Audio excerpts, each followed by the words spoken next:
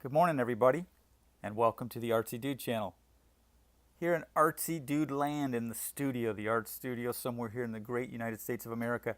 It's the place where creativity is more important than knowledge, but the acquisition of great knowledge, it's an art form, and the two go hand in hand. So how are you today? You know, we talk about all of these different people in ufology, Grant Cameron and Linda Moulton Howe, and I mean, a lot of different people have talked about something called a download. I talked about it in my last video with Marshall V. and Summers having a sort of an angelic download for his writings. I always thought about that. What's a download? What does that mean? Is that a dream? What's the difference between a dream and a download? I mean, are you in a state of consciousness, or are you semi-aware? Are you in a lucid state? I mean, what does that mean?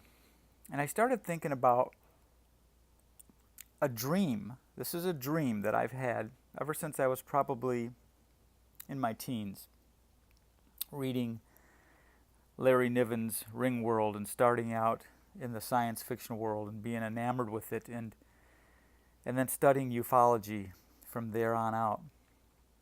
But I had this dream, and it's a reoccurring dream.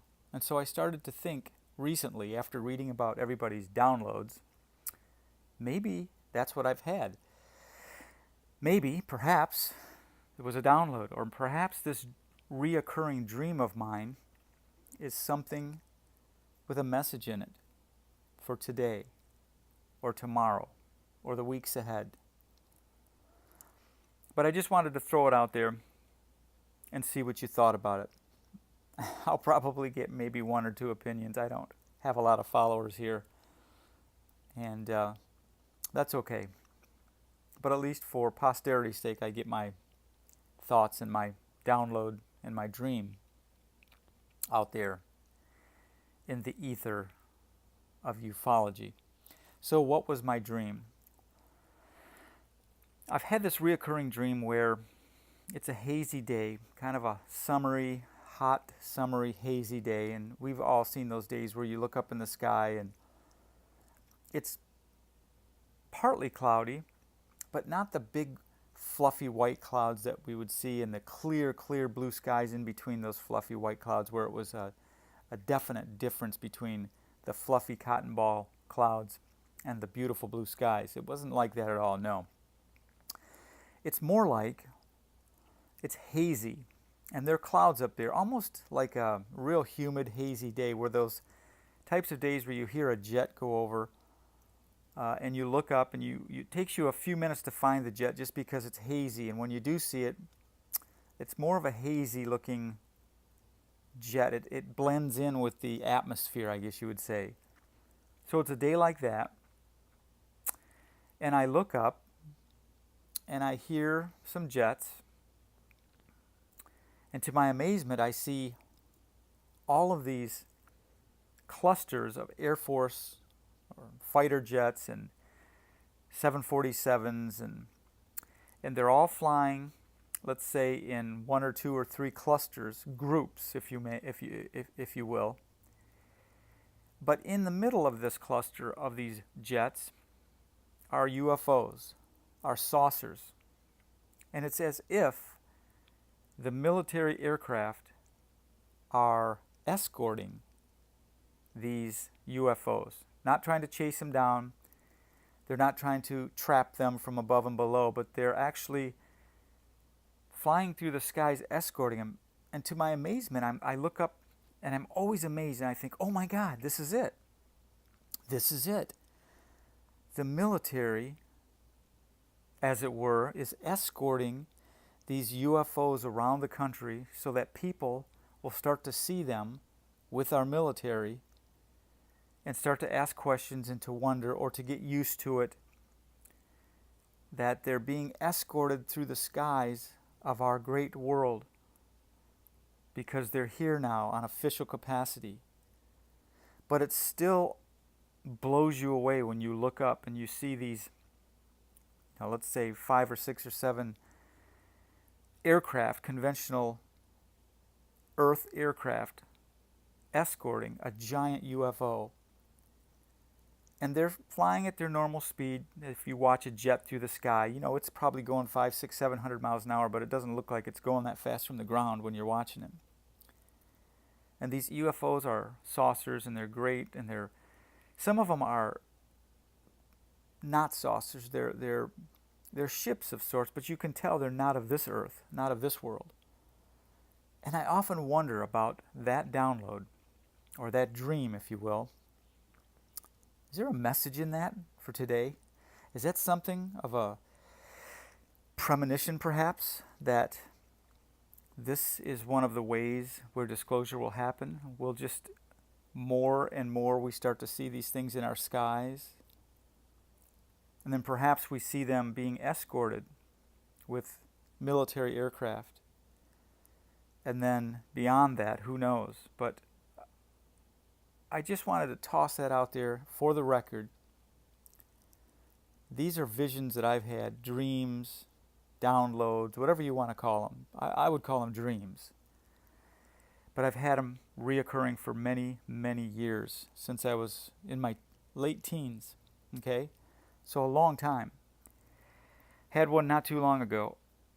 And then again with reading about Grant Cameron's download and some of these other ufologists, their stories about downloads and dream states and things of that sort. It just made me wonder.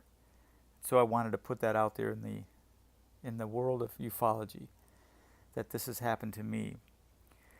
If it does happen in real life, then we'll know that maybe my dreams were somewhat of a premonition, perhaps. I don't think they probably are, but you never know, right? I mean, I'm trying to be open to most anything these days, how information comes to us, you know. I've turned off the TV many moons ago. I stopped watching the news, you know, the lamestream media. Same old people commenting about, you know, their lives and the news and the politics, and it's all just BS. And I started listening to myself and listening to nature and listening to the winds, listening to the air, you know, taking in all of the things around me at the moment that I recognize them. Essentially, living in the moment. And you know, it's been refreshing. I haven't had to listen to anything about the president or North Korea, the trade embargo with China, who's killing who in my local neighborhoods. Not turning a blind eye to it necessarily or putting my head in the sand, but it's just gotten to be old when you turn the television on and all you hear on the news for the first 10 minutes is who murdered who and who stole from who and who embezzled from who and who blackmailed who, and it's a terrible thing, man. What's our world coming to? Are we going to keep getting worse until we hit rock bottom and come out of this? What will it take for us to turn around our attitudes, our prejudices? Will it take one of those Ronald Reagan-esque moments from one of his speeches at the United Nations where we all must look up, see something else besides ourselves? In his case, it was a common enemy.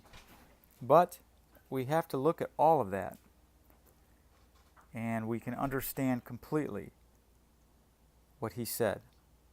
So, anyways, rambling on here again. It was about my download to begin with. Just wanted to pass that along. Let's try to make our world a better place if we can.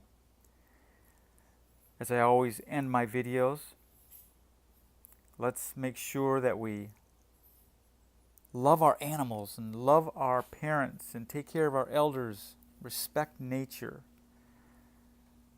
Don't be afraid to talk to a tree. I know that sounds really weird, but how do we know that there's not some sentience to a tree. You know, a tree could be 150 years old. I read a book once about rocks. I may have mentioned this in a previous video, but that rocks have a life of their own. And we look at them and we see them. And the rocks move very slowly over the course of years. But they change position and they intermingle with each other. And yet we as humans, we don't see that. Wouldn't that be interesting if that was true? That rocks had their own life, their own world within itself? Interesting anyways. There's so much out there that we don't understand. That we don't understand or comprehend. Try to be open to it. Keep looking up. Be good to each other, kind to one another. Okay? And there's answers out there for us if we search for them. For me, just by turning off the TV and tuning into nature more the past few years has opened me up to a whole new world of reality, of what's really out there. You know, you get glossed over by the television. I mean, you really do. You get glossed over. You start getting into these binge watching shows, you know, watching these shows on a binge level. And cool, it's cool. I've done it before. But then you go out and you think, my God, I just wasted a week watching a TV show. I could have been doing this. I could have been doing that. And so, let's take a look at that. Maybe give nature, give the earth its due. Give the earth some time. Give the earth the time that you give the television. Talk to the earth. Ground yourself. Walk through the grass barefooted. Feel the earth between your toes. You'll get some messages. I have a lot of friends who do that in yoga. Every day they walk around out in the grass so they can feel the earth and commune with Mother Nature. You know? So, something to think about. I used to think that was all kooky shit, but not anymore. I derive more and obtain more knowledge from nature than I do from the television. So let's think about that anyways. Just try to always think about ways that we can better ourselves. Stay away from drugs. You know, we've all done those before. And it's a dead end. You can medicate yourself to death. Everything in moderation. You know what I mean? Moderation's a beautiful thing. We have moderators in social media, in our chat rooms. Moderation, you know what that means? It means you moderate. It means you take things in short bursts, small amounts. You take it easy. Take it easy. And you'll live long. And you'll prosper, as Mr. Spock would say. Okay? Well, listen, I'm rambling again. So everybody out there, thanks for tuning in. Just wondered what you're thinking about that download I had, or that dream, if you will. Let me know what you think, all right? Much peace to everybody. Artsy Dude out.